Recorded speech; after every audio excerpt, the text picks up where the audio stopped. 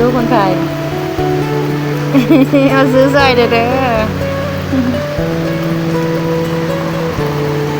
ดอกไม้งามๆเลยฝนกระตกทำขายอยู่หน้าข้างหน้าตลาดรักสามนี่แปะหานั่นขายอะไรรถนี่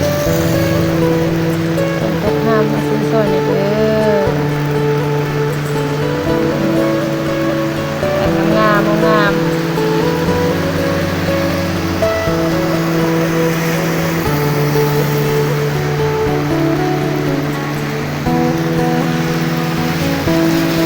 นนะเลยค่ะ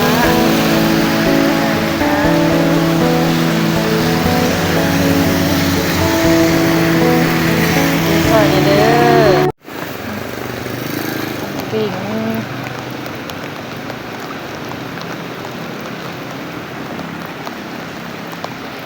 สวยๆงามๆ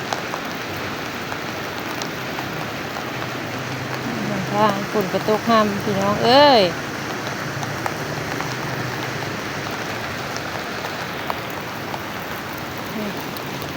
ทางก็รักษาฝนตกห้ามขนมเปียงงาม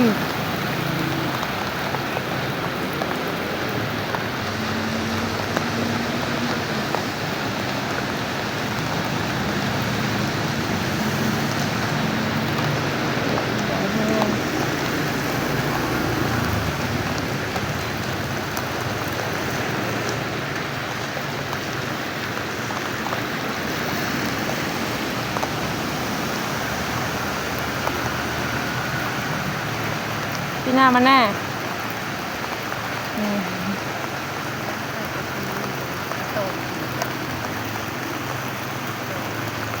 ว่าใส่ตัวนี้น้ำก่อน